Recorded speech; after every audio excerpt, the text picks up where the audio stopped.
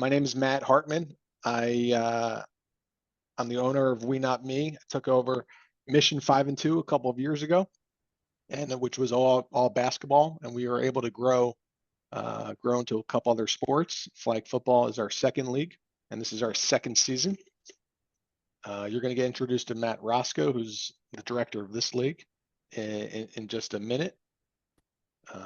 We have a lot of returning coaches, which I think speaks to the quality of the league and how much they enjoyed it last year. We had 22 teams last year. We're up to 32. Quantity is not what we're after, but I think it's a good sign from one year to the next that people are talking, and I think it's something worth spreading in the community because we're really trying to get this right. And I hope that's one of the things you take away from tonight, that we are just a couple of Havertown dads who are trying to create the best league we can for this neighborhood and the surrounding areas. And we saw room for improvement in some of the other flag football leagues. And I appreciate you all being here because this is not just us. This is something that we're all kind of co-creating together. All right, let me just check chat. Cool. If you didn't hear, sign in the chat room just by letting me know what school and division you're coaching in. This will help us focus some of the messages as well. All right, here's tonight's agenda. I wonder if each one will take about 15 minutes or so. I'm going to go over the big picture stuff. Matt's going to dive into the rules and then the Q&A from you.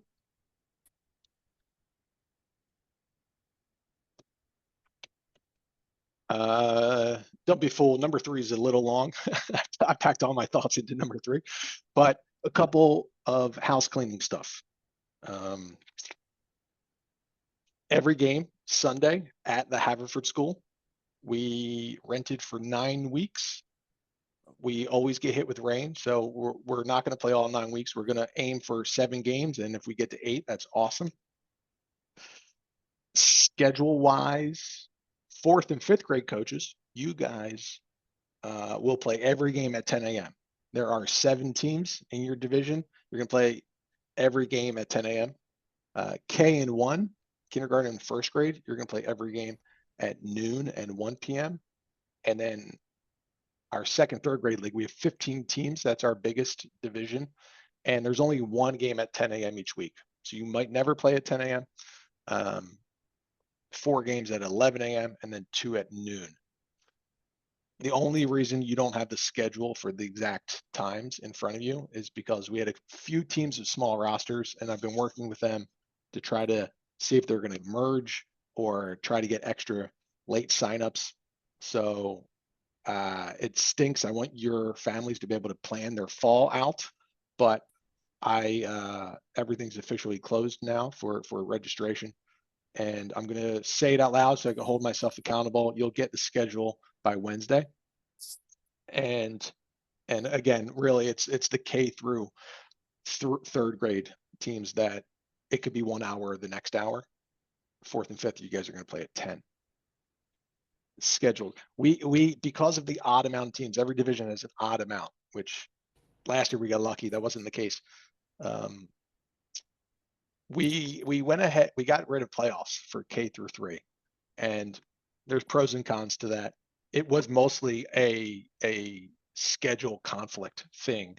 It wasn't necessarily like a competition thing. I do try to lower the intensity in some of the games or some of the scenarios, but this was mostly, wow, this would be really challenging with our schedule constraints to make this work. In the 2nd and 3rd grade division, we're going to see how the league plays out. And there could be a way, if there are 2 teams, if there are 4 teams who are like head and shoulders above everyone else, there might be a way to do a little flex scheduling and have them match up against each other at the end of the year, just to kind of give yourselves a sense of winning something. But if you've been in our leagues before, we don't really rush to like over competition or raising the intensity. We think there's plenty of time for that in middle school and beyond.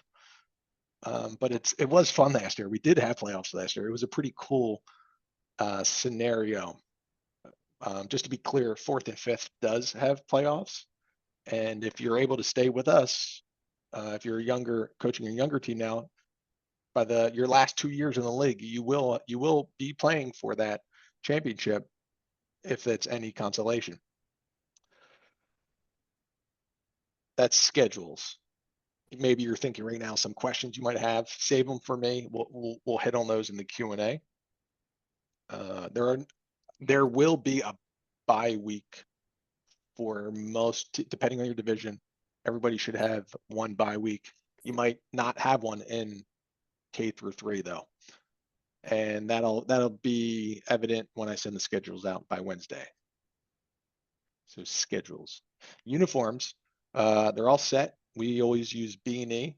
Bill McDevitt over in Lawrence Park Industrial Center does a great job with it, and we'll have those out game 1. And I'm going to email everyone about getting there 30 minutes early so you can do this. We're going to have a big snack bar tent and a first aid tent at each game. And that's where you'll go as coaches on game 1. And we'll just give you your team's uniforms and let you divvy them out. And they're awesome. I kind of get a cheaper shirt for the basketball league because there's so many kids. I just am trying to get be economical there. We don't take that approach with our football league. We got the nicest jersey we can afford, and it's reversible. There will be times that you're playing against a team in similar colors. One team will go white, one team will go dark, but the uniforms are really sweet. And the one issue that we will see come up is for 95% of your players, they're going to get the size that they asked for. We ran into an issue with some uniforms not being available. Like we totally bought all of the uniforms that the one company makes. And so instead of a youth small, we would like size up and give that kid a youth medium. And so there will be 1 or 2 kids that you might see where you're like, okay, that jersey, you two should swap jerseys. And I'll let you guys figure that out. And if we run into an issue, each division has like a blue and white jersey, and we might even be able to swap to find an appropriate size that way too. But we're really proud of the uniforms. We think they're pretty cool. Gives the kids something to wear and be proud of. If you have questions about uniforms, type it in the chat or remember it. All right, so a We Not Me league. This is football, this is basketball. We do try to differentiate ourselves from some of the other youth sports in the area. We really just try to continue on the tradition that the people I bought it from, the Clarans, had started 15 years ago. And it's just this community-based, relational-based, this idea of quality over quantity. And this is a business. This is how I pay my bills, but I try to find the balance of making this the best league it could be. And part of that is the way we receive feedback from the coaches.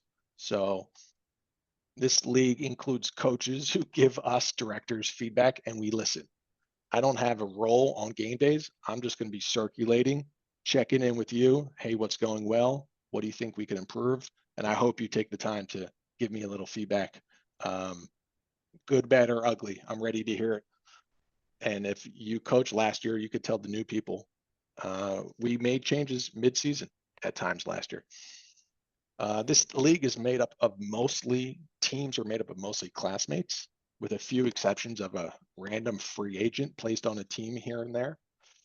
There's 1 or 2 teams who had like 6 kids each, and so we combined them. But for the most part, you're coaching Chatham, you got all Chatham kids. You're coaching your school, you've got all kids from your school. And I love that because we want to help kids play together better. That's one of our big philosophies here.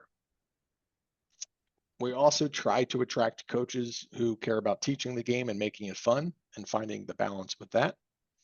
And coaches who help their kids learn how to compete without trying to win at all costs. So this is a sports league, not an art class. And I think it can be sometimes with people take things to the extremes and they hear me talk about lowering the intensity, they think I don't care about competition at all. And it's far from the truth. Your goal is to help these kids learn how to score and get a stop. That's what they should be doing on every possession. But because there's no scholarships given, you're not getting any raises at the end of the year. There's really no sense in you trying to go against the spirit of the rules. Like there's no rule about giving the ball to your best player every game. You could do that and stay within the rules, but you're going to kind of look like a jackass because everyone's like, he's not developing any of his other players. She's not developing any of her other players. And it's something that Bill Belichick is totally admired for good reason. But that league is a win at all costs league. And I personally don't think youth sports should be win at all costs. So we're hoping that you can help find that balance of learning how to compete and helping them navigate the emotions because they're going to try, they're going to mess up. And then how do we help them through that? And to me, that's kind of the best part of the job is helping them stick with it, helping them keep playing, help them try, but still have fun. And that's no easy task with kids. So hopefully you guys will continue to be on board with all of that. A couple more points to just set the expectations for the league. It's really nice for us to understand or remember what the job is. So everything tends to get better as the season goes on. Your kids will adjust to what the competition's doing. They'll adjust to what plays you're drawing up. It's pretty neat by October to watch how things click into place. And if you've coached before, you know that's just kind of how the season goes. So this is a reminder to be patient, but also a reminder that we're going to be a better league by October as well, because we're going to listen to you and we're going to figure out the stuff that we think looks good in theory, and but the way it played out actually in your game wasn't as expected. So you're going to talk to us, and we're going to work with you. We have 2 refs for every game. I don't think we started the season like that last year. 2 refs. They are high school refs. I usually don't use high schoolers for my basketball league, but these are the varsity football players at the Haverford School, and Coach Roscoe's been training them a lot.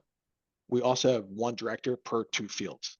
So we have a lot of eyeballs and just someone nearby, an adult nearby, where you can check with them, see if, look, the high school kids are going to get stuff wrong, but we got to find a right way to talk to them, the right time to bring up an adjustment, and hopefully in the long run, everything it just works out for you. So we appreciate your patience with the high school kids, but we feel really confident about these guys and the way we're training them, and the way we're breaking down their role, the stuff to focus on, because football can be a lot. So we're giving them, we're divvying it up for them nicely. 2 more things. If you are looking for an advantage, here are a few kind of non-skill ways you can get an advantage. Have practices. Not everybody has practices. Be lined up at the line of scrimmage before the other team. Have an assistant coach be in charge of tying shoes, making sure the flags are on. Look, the kids are looking in the same direction. The younger guys. That's a huge advantage. Communicating with your families about attendance, making sure you have enough kids there, so you're not playing 6 on 7, and reading the rule book. And Coach Roscoe will probably re-emphasize that as well. But those few things right there of just being an organized coach can really go a long way in this league. And sure, knowing a little bit about football can help you too. Last thoughts. There's if you remember from like Friday Night Lights, I think actually like the book, they talked about peaking by Friday. We're not worried about peaking by Sunday, because that means you're doing everything you can to win that next game. And that's when I said handing it off to your best player the whole game and not developing anyone else. It's not illegal. It's just that's not really what this league is asking for. We're trying to think of a long-term athletic development here, preparing athletes for middle school, whatever their sport is. But we saw people go too egalitarian with that last year. We saw people have rotating quarterbacks, and that hurt them big time. So you're going to find the middle way with that as well. Not everybody has to play quarterback. Maybe you find your three best QBs or athletes and you put them in that position. But I think it's just about finding your kids' strengths and just finding a way to get them involved and letting them know there's other ways that you can support your team besides scoring the touchdown. Last two lines are quotes I like. So a mark of a good coach is someone whose players want to play the sport the next season as well, whether it's for you or someone else.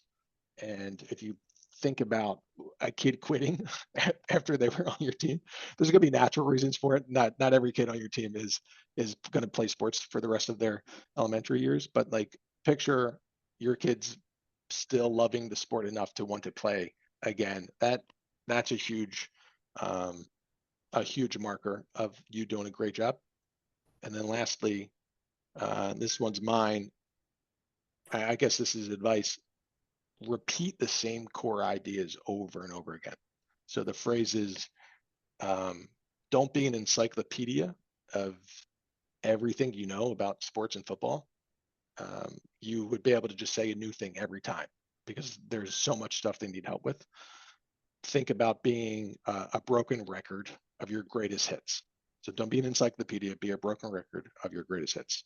And that will help kids get the core things into their brain. And by week 3, by week 4, you guys should be really clicking. So hang on one second. I got some people coming in and I'm going to wrap up my admit all. Coach Roscoe, can you hear me? Yes. Okay, I'm going to welcome everyone in just a second. Let me get out of the share. If you're just joining us now, I'm Matt Hartman. I'm the owner of the league, and Matt Roscoe, the director, is going to start talking about the rules in just a second. I'm recording this, so whatever you missed in the beginning, I'll share that out with you. I went over the big picture stuff, and now, Roscoe, I have to allow you to be able to share. Yeah, I'm going to share my we screen. already tested that, so you're set. Okay. Matt Roscoe is going to talk about the rules, and then afterwards we'll do a little. We'll have you ask some questions. Thanks, guys. Just being sure that everybody can see my my screen. The rules are up. Yeah, any you're all one set. person say yes. Okay, cool. So in short, brief intro. Matt Roscoe. I'm a strength and conditioning coach at Haverford School. I've been there about 17 years. Before that, I worked in college as strength and conditioning coach for St. Joe's University, Iona College, and Villanova, mainly for basketball programs and football programs, specifically at Iona and Villanova. And I've been our strength coach at Haverford since being there 17 years. Very closely working with football for the 17 years, as well as coaching 8th grade basketball and teaching upper school health and PE, as well as in the past middle school health and PE. So that's my background and part of the reason we are at the Haverford School. Obviously, it's a great location. And as Coach Matt said, we're using a lot of our varsity football guys as refs. Last year, we did start with 1 per game. And then we realized 2 would be better to have 1 eye on the offense and 1 eye on the defense. And from there, I thought things really took off with the rules and keeping everybody in line, with that, players, coaches, parents, everything. So I was very happy with that model. And I think that it'll work out well. We have about 14 kids on the docket that are ready to help and show up on game day. We're not going to use all 14, obviously. But we have 14 just in case there's sicknesses or whatever. So I just want to give that brief background. Last year, I read through this in the most boring, monotonous way possible. I'm going to try not to do that this time. But I would like to go through it, one, for a lot of our new teams. And if you are returning, we did change and deviate some of the rules. So just to go through that again and obviously be a nice refresher from last year. I'm going to try to go through it and address some things as I go through it, hoping to answer most questions. I'm sure I'll still get questions, but as again, Coach Matt said, I will just talk at you for the next 10 minutes, hopefully no more than that. And at the very end, when we get through it, shoot. So to start the beginning, everybody will meet right on the H. That's right at the middle of the field before game time, about 5 minutes before game time. I'll blow the whistle and call the coaches up. But I think for at least the first 3 to 4 weeks, it's a good idea, regardless of how well you know the rules, just to get a quick meet, get everybody on the same page, meet the refs at your field. And, it's a 30-second meet of here we go. We're going to get started. Watch for this, watch for that. This was a problem last week. And we're gonna fix it for this week. The more we're all on the same page with everything, the better. The more smooth it's going to run, and the less headaches, the less arguing, the less a parent yelling at a referee, a coach, all that stuff that we don't want to get into. So I think that's necessary, and I'm going to make sure that goes down probably about 3 to 4 minutes before the game starts. Once we meet, you'll go to the middle of your field. If you remember from last year, or if you're new, we have 4 games going on the main football field at Haverford, and we play towards the end zone. So if you haven't seen it, you will see it. We don't go across the field. What we do is we play at the 45-yard line going in towards the end zone with 2 games going on each side, 4 games total, 2 on each side of the 50. So you go to your field, shake hands, all that kind of stuff. Let's do a coin toss for the start of the game. Refs can go over any questions real quick. Make sure jerseys are tucked in. Make sure belts are set and ready to go. Just those normal pregame rituals that you're going to have at any football game. Eligible players, obviously it's 7-on-7. We would like league issued belts. Please bring those and not something from another league. Seems simple, seems maybe, why not? We can end up getting into all kinds of, this belt has 2 flags, this belt, all that stuff. We just want to have league issued belts for everybody. And then also your league issued jersey as well, with that belt on the outside of the jersey. No metal spikes is very important. That's a Haverford school rule. And in fact, about 10 years ago, we had an incident where a kid's hand got sliced open from a kid wearing metal cleats when he was not supposed to. Not to mention just wear and tear on the turf. So I know that's pretty much out of style for the most part anyway, but just in case anyone has metal cleats, make sure that they get those swapped out and they get a new pair. Mouth guards are required to play, so go ahead and get that. And obviously no jewelry or earrings going on. And there's obvious reasons for that. We don't want to mess anybody's jewelry up. We also don't want injuries, earrings getting ripped out. Some of those are pretty straightforward and obvious. Game time, we will try to start at the top of the hour as best as possible. You'll see that running on the game clock, the main scoreboard for the football field. When we start that hour, we're gonna set it for 12 minutes and it's gonna run. That kept organization from last year. It kept prompt start times. I will certainly be on the start of every game. So again, looking to me about 3 or 4 minutes before start at midfield for our quick meeting, and then boom, get to your fields and kind of get ready to go after that. Game breakdown, again, 4 quarters, 12 minutes per quarter on a running clock. The clock will not stop. So it's going to run for all 4 quarters. You'll get your minute in between quarters, which you could effectively use as a timeout. And then you'll get a 2-minute break in between half, which again will be a little bit longer of a timeout. Running clock, said that, and teams will have unlimited timeouts, but the game clock will still run. So if you have a lot of organization going on, or you really want to scheme up something and it works within your play clock time, you're more than welcome to call timeout. Just understand that the game clock is not going to stop for that situation. So just be aware of that. Every team has 3 minutes to get a first down, and then another 3 minutes to score a touchdown. So effectively, you have 6 minutes to score a touchdown from the 45 into the end zone. You might not need it. You might score in the first play and it's over, and that's fine, but you have 3 minutes. That will be on the ref's discretion. Okay. So last year we just had a couple incidences where coaches were coming to me and saying, we're looking at the clock, that they've been on the ball for almost 3.5 minutes right now. The ref's not calling it. Well, it's going to be on the ref's snap. So, he's going to put the ball down. He's going to place the ball. And whenever he starts that clock, that is going to be exclusively on the ref at that point.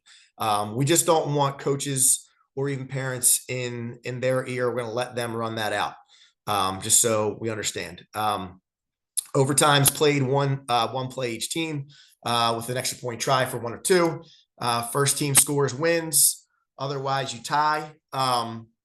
We'll definitely talk about that. There's a potential to maybe run 2 rounds of it to see if it's a close game, if it's a heated game. We'd hate to see it end in a tie, frankly, but just for the essence of the game and the time, if it does go 2-3 rounds, we might have to call it a tie after 2 or 3. So we can certainly revisit that one. But for the most part, there's your structure to end a game if there is a tie going into overtime. Kickoff will just be decided on a coin flip, and the ball started at the 45-yard line. There is no kickoff.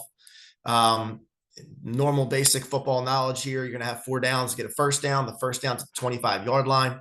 And then you'll have another 4 downs to score a touchdown. If the offense is able to reach the 25-yard line, they will have another 4 plays to reach the end zone. Formations and false starts.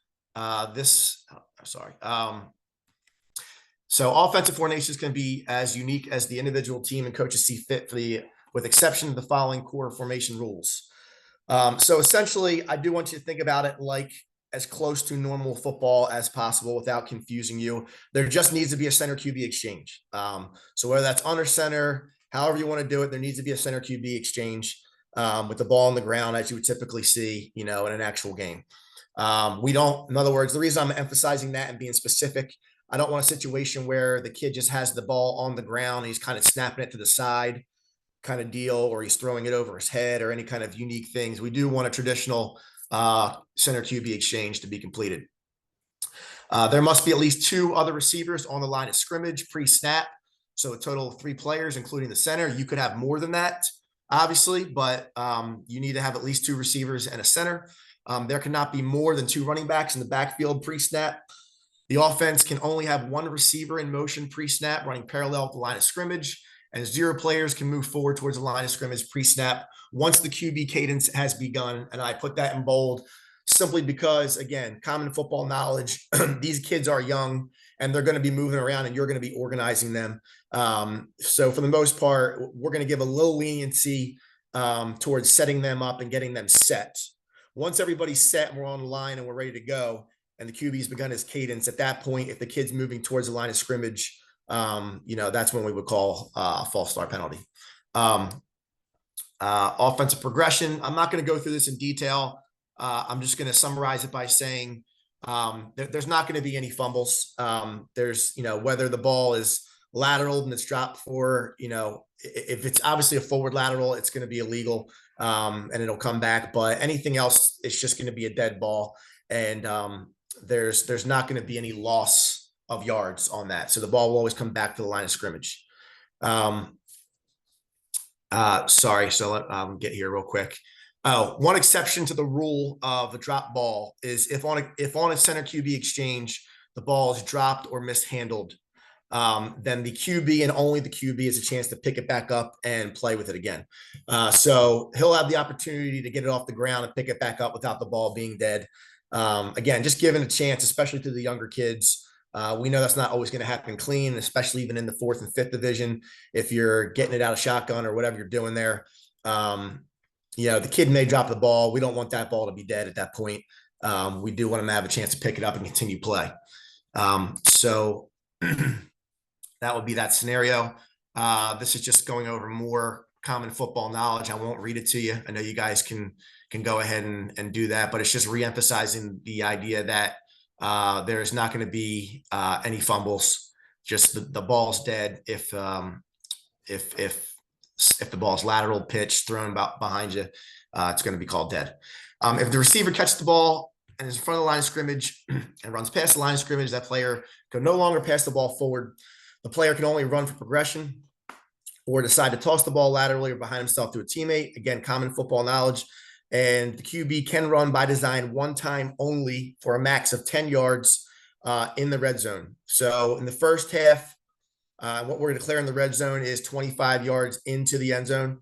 So starting from the 45 to the 25, the QB could not pull off a QB run. He can also not be blitzed, which we'll get to in a second. Once we get on the other side of the 25, the QB can run by design one time for a max of 10 yards. So let's say you guys get down to the 8. There's been no blitz so far, and you want to design a QB run. At that point, the kid can run in and score a touchdown as an example. Blocking, there is no blocking by means of intentional contact from an offensive player to a defensive player. However, it is the responsibility of the defender to find his way to the ball. Blocking that is deemed intentional contact will be penalized. This will be to the ref's discretion again. And please leave it to the ref's discretion. If I'm running a route, any route doesn't really matter. As the receiver, I can run that route and the defense has to get around me. If I'm stopping and moving laterally to try and get in the way of the defender, or the obvious using my hands and engaging contact, those are the kinds of things that will be penalized and brought back. Turnovers on downs by failure to convert. I won't read this one to you, common football knowledge, but there is no punt option. We're just going to go back to the 45-yard line and restart offensive possession.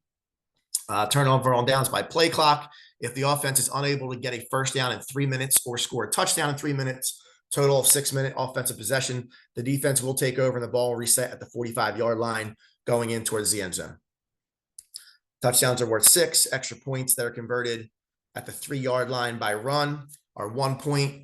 2 points can be converted at the 3-yard line on a pass. And extra points do not count against the 3-minute clock, but the game clock does continue to run. So just to keep an eye on that. Moving on to defense here. I'm going to read this one a little more in detail. Defensive formations can be as unique as the individual team and coaches see fit. Pre-snap, the defense cannot line up closer than 2 yards off the line of scrimmage. So there is a little bit of a neutral zone, if you want to call it, in between where the ball is and where the defense is supposed to be aligned. This is not something we're going to penalize for at least the first 2, 3, 4 weeks. I will just have the ref in that zone to make sure everybody's lined up, especially again in the K1 division. In the older divisions, we certainly would expect the kids to understand 2 yards off the ball and be able to line up without progressing. Pre-snap, the defense must be set or moving laterally only until the ball is snapped. Post-snap, once the ball is snapped, the defense can follow whatever defensive rules set in place by their coach with the following limitations. The defense can rush the line of scrimmage on the snap. So from the 2 or wherever you choose to line up, you can rush the ball on the snap. Rush the line of scrimmage on the snap, but the defense cannot cross the line of scrimmage on QB pass. Does this get a little tricky on a play action or a fake? Absolutely. And we just have to, at this point, train our eyes to see that. And guys, I've been involved in football for over 20 years. I get it. There are certain things we don't want to teach our kids, like spying the backfield, et cetera, et cetera. So I'll mention this real quick. We want to teach our kids football and especially the skill positions. And there's certain things that we can teach and there's certain things we can't. There's certain things that are just different from flag football to tackle, other than the obvious of not tackling and blocking. So there's certain things you're going to have to adapt to in this scenario that, you just can't do in flag football, nor do I see it as progressive for learning football. If you're to kind of get around those rules. So again, does it get tricky rushing the line of scrimmage and you have a fake handoff? Absolutely. And we just got to be disciplined at the line of scrimmage and chop our feet until we see what we see. And then we go, or however you want to set it up. Last year, we gave everybody an unlimited time to pass. And it was good, especially for the younger divisions. The older divisions, I don't think needed it. And I think that there was a few games, not many, where it did turn into a little bit of what I would call recess football, which we don't want. or even PE class football, which I don't want, which is just a QB holding it back there for 10 seconds and waiting for everybody to run around in circles. We want practice. We want design. We also recognize that, you would be asking a second, third, fourth, and fifth grader to be reading a defense and making the right pass on the first look, which is probably not going to happen. So I do want to give a little bit of a buffer to those guys to be able to sit back there and make a play. So what we're going to do is just call the play dead by the ref's discretion after that time limit. It's not going to be a parent on the sideline going 1 Mississippi, 2 Mississippi, 3 Mississippi. It's not going to be a coach doing it. It's going to be the ref watching the offense with the clock, letting the QB know what his time frame is. And if he goes beyond the time limit, we're just going to call the play dead. It's not, it's not a recess yard, 5 Mississippi rush. And I'm trying to really emphasize that piece, because I do think in a competitive situation with maybe a parent on the sideline that doesn't get it, that's going to be going on. And that's going to be something I'm not going for in that scenario. We want the kids to be able to pass the ball and move the ball that way, and having that little extra time, especially in the younger divisions, I think matters. The defense can rush the line of scrimmage on the snap, cross the line of scrimmage after completed handoff, pitch, or lateral. Any secondary exchange behind the line of scrimmage is basically just saying, okay, whatever that is, whether it's a toss, whether I've thrown the ball behind the line of scrimmage, that's my cue where the defense can now rush beyond the line of scrimmage.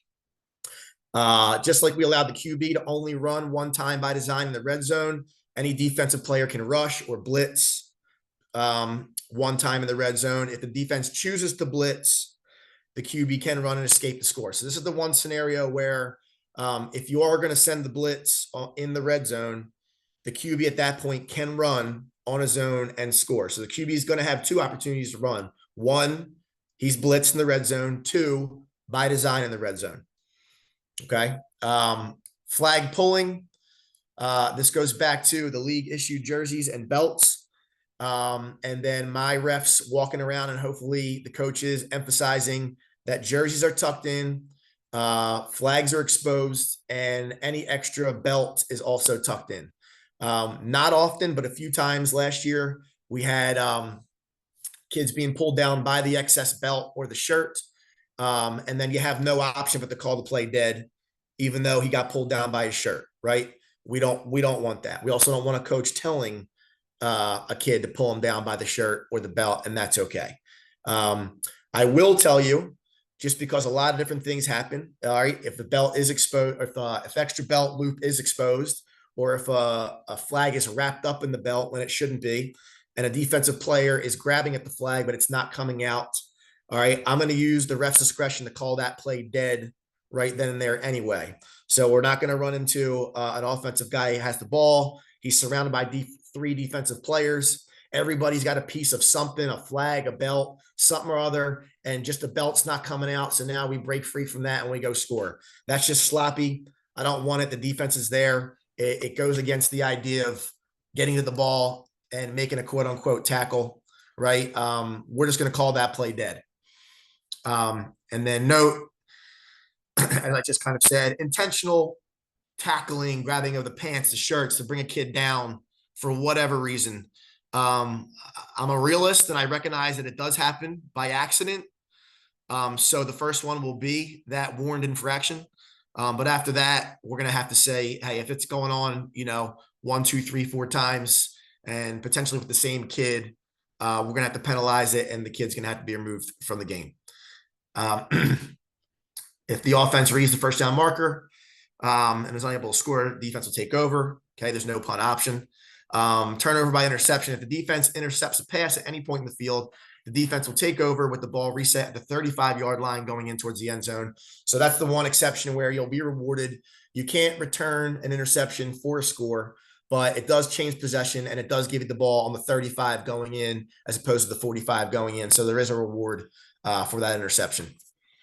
I put this in last second just to not have so much clutter in the older divisions. We didn't have too much of it last year, but I would like to limit as best as possible. One coach on offense and defense on the second and third division.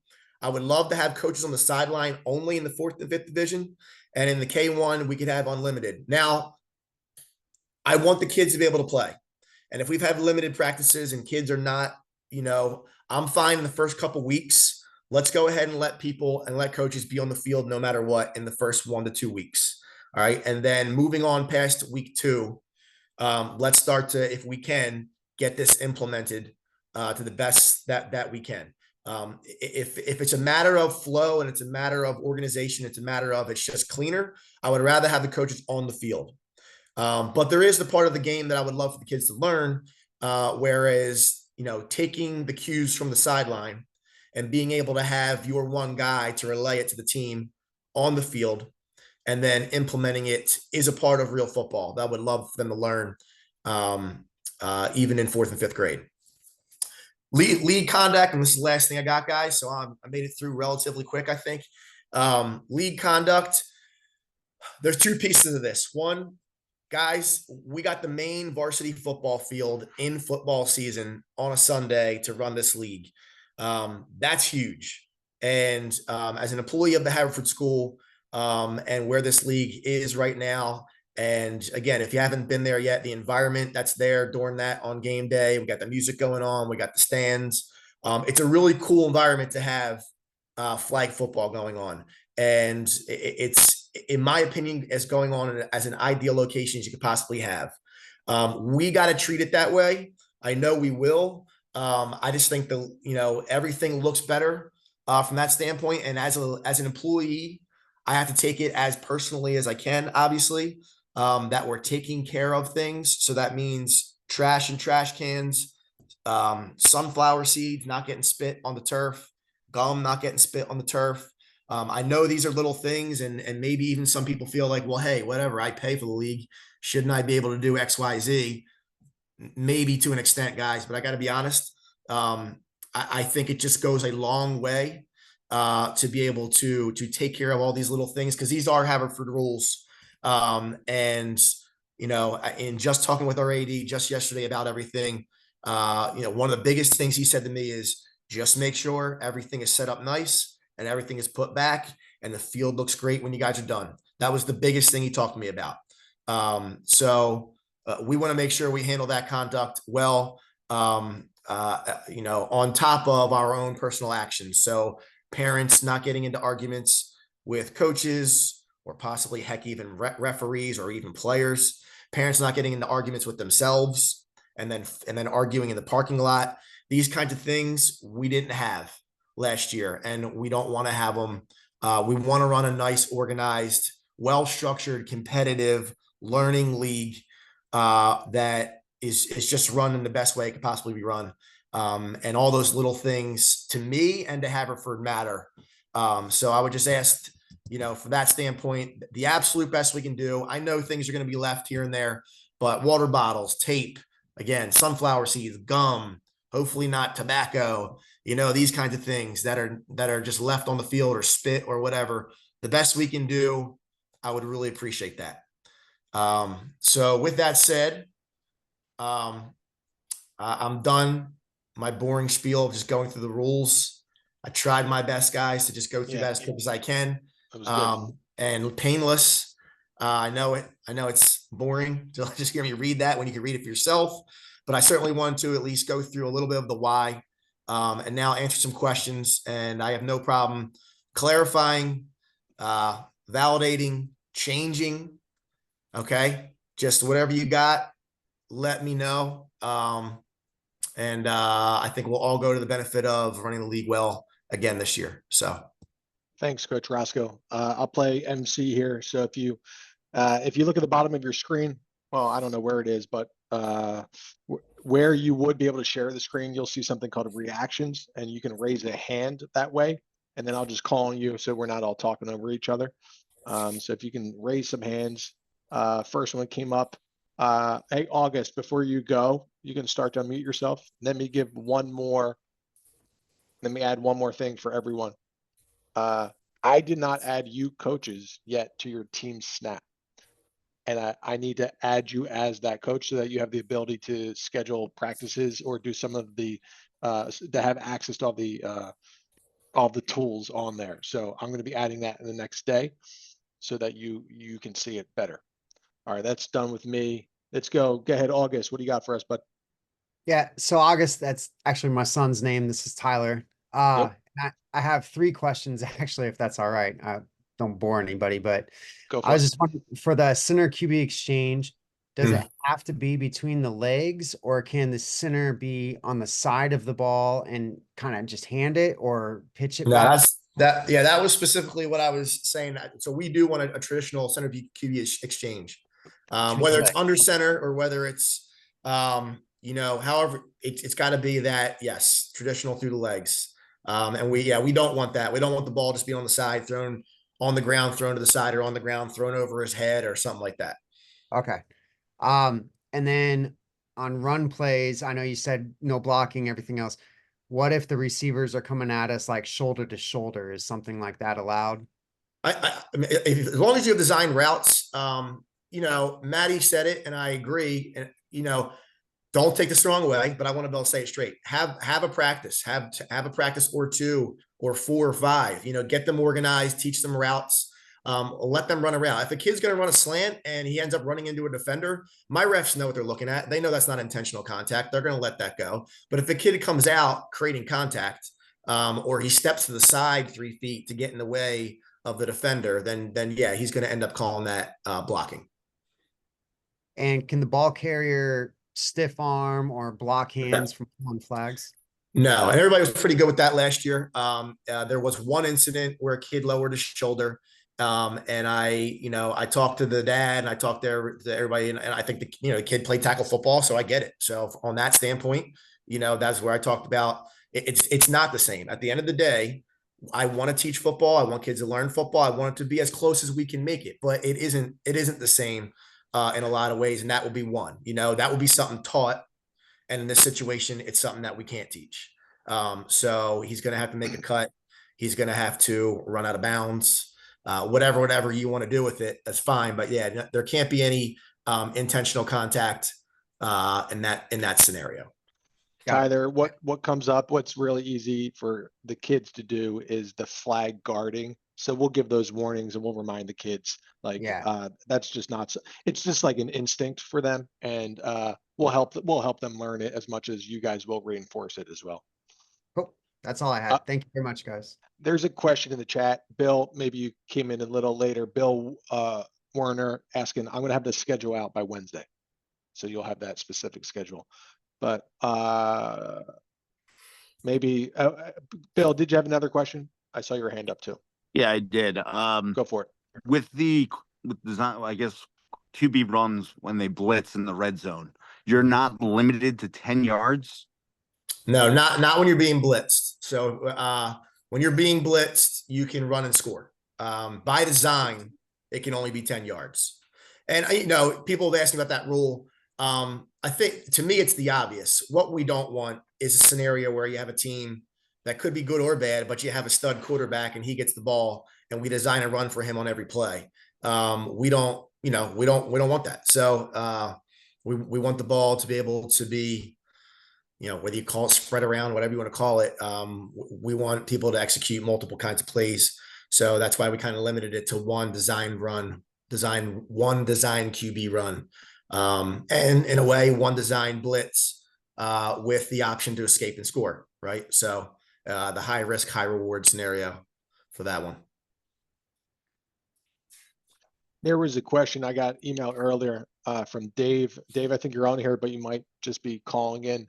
So feel free to interrupt me. Matt, I didn't know the answer to this. This was a good question.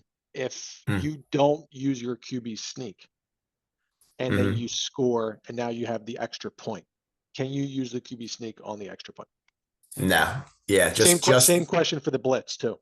Yeah, exactly. Yeah. On extra point is something completely separate. Look at it as one play from the 3, and you can go for 2 by pass, or you can go for 1 by run, and that's it. So yeah, you would, similar to the first half of the field, no blitz, no QB run on extra points. Brian Vernow. Hi, where's the red zone? Is that 25 or 10? Yeah, it was just the easiest way to label 25 to the end zone. So, 25. in a non-traditional, again, I'm sure you guys can all envision it at this point if you haven't seen it. We start the ball in the 45 going into the end zone. That first 20 yards is just, normal part of the field. Once you're on the other side of the 25 going into the end zone, we're just calling that the red zone. So it just establishes now that we can run with the QB and blitz. Alex? And I had Oh, another sorry. one. It's ahead, Brian. is the defensive blitz, is that one player or is that the whole team? However many you want. We never really specified. I don't think we specified last year or this year. So if you want to send 2 guys, if that's your blitz, yeah, I would say go for it. I think actually, I don't want to tell you how to coach, frankly. So do what you want. But I would say this. I would say just by, if you're going to send 2 guys or 3, I mean, look, it's not a bad idea just to catch them off guard the first time. But I know what I would do offensively if you did that. So, but you probably would get away with it week 1 or 2. Not that anybody's scouting, but whatever. I feel you. I can't wait to see the house get set. This is gonna be great. Go ahead, take it, Alex. Everybody go. No, 2 questions. Is there a distance from the ball where you want that rush to like, is that kid standing on the ball, or those 2 kids, or the whole team? Or is it like 6 or 7 yards off the ball from No, you could always line up 2 yards off the ball. So all divisions, it's 2 yards off the ball. And then, the ball snapped. That's when you can rush the line of scrimmage. And then if the ball is handed off, then you can pursue the ball. If you're gonna have a blitz, you can start at the 2 and just send them right away. Okay. Or send 6 of them right away. Whatever it is you chose to do on that one. Yeah. And one more question from a 2nd and 3rd grade. I noticed there was the rule is no playoffs. I don't know if that's an open and shut case or if that was more for scheduling. So I figured better to get on this call and have the discussion. Yeah, I touched on it earlier. It was mostly a scheduling thing. One thing that we're going to try and do is if there's flex scheduling, if there are no playoffs right now. We have an odd amount of teams. We have a ton of teams. It's not about being competitive or not, but we might try to find a way for 2 or 4 teams with the best record to match up with each other at the end and have an unofficial way for you guys to. It's if you find yourself as one of the more competitive teams, it's really fun to go head to head against someone, and we want to find a way to make that possible. It's just it's hard to get you all the games you should play without that. So yeah, if I can chime in real quick on it, because me and Matt talked about it a bunch of different times, and we had playoffs last year and they were fun. It certainly added a fun element to it. I think in that division, there's a lot of teams, and the fact was, like, how do you play everybody? You can't, because there's 14 teams, and let's just hypothetical, we play 6 regular season games or even 5. I'm not even playing half the division. Well, what if I play all the quote unquote not as good teams, right? Or whatever. How would you even seed that? Is my point. How would you seed doing all that? And then you run into elimination games versus consolation games versus progression. So I think we kind of decided on playing 7 out, and whoever won 7 would win the division. And then what Matt just said, I agree with 100%. If we see after 5, 6, 7 games in that if there's certain scenarios playing out, I would love to consider doing an 8th week or whatever and doing something there, because certainly it was a fun day last year when we did that playoff day. Yeah, I'll leave that to you guys. It seems that we share the same sentiment, so I'll trust in that. If there's a way to get it done, and there's teams that are playing above that level, then you'll see fit. So good. That was my question. Thanks, Alex. Question. Yeah. Dan Lacey. Yeah. Hey guys. Just a couple questions, just like broadly, like what to expect with kindergarten and 1st grade level, and then maybe just like more specifically, like from like a play design standpoint. I mean, was there a forward completed pass last year in kindergarten 1st grade division? Well, what should we expect? I'm gonna toot my own horn, but don't get mad at me that we won the K1 division last year. Just saying. But no, so I would just say this. I would say, yes, organization and have a practice for sure. This would probably go against what people were trying to do, but I think the K1 division is the wrong division to try to get everybody in every position. So get them to learn two roles, and then just coach out, 2 or 3 plays off that role, and then maybe have like one deviation off that play as you get into like week 4. I just wouldn't make it straightforward for them. Let them learn the play. They know how to do this, as opposed to every single game, every day, every play, you're explaining to them the play at the line of scrimmage. That's just impossible, especially with the 3-minute play clock, which we do run in the K1 division, So, I want to make one quick point on that. Because I did get asked about that a couple different times, and I totally understand, especially in K1, it's harder to organize them. But I do think the reality is, and I'll just say it, we all paid to play, right? So what we don't want is a team that's standing on defense waiting for like 2 or 3 minutes for an offensive team to run one play, right? Then they run a play, then another 2 minutes to run one play. And before you know it, we've run the whole quarter out because we're not organized in that, So it does effectively chop up the quarter equally. It might not go equally, but it effectively, you get 6, I get 6 in quarter 1, so on and so forth. So just look at it from that perspective is why we want to implement that. And I do think it's a good time. 3 minutes is long, but it's also not too long. So Matt does coach in the league, and he's been a gym teacher for 20 years. So his ability to manage a group of children is like unbelievable. If you don't have that teaching experience, get as many assistant coaches as you can. It's herding cats on the field, and the team that is just kind of like lined up with both shoes on on your correct field can have a real advantage. So grab anyone who's never even coached football before and be like, your job is to make sure your kid is standing right here. And that I couldn't emphasize that enough. And that's true for some of your 2nd and 3rd grade coaches with the kids who are not as interested, or the attention spans aren't there, or they're just absolute beginners. So don't try to do this on your own. It is an impossible job.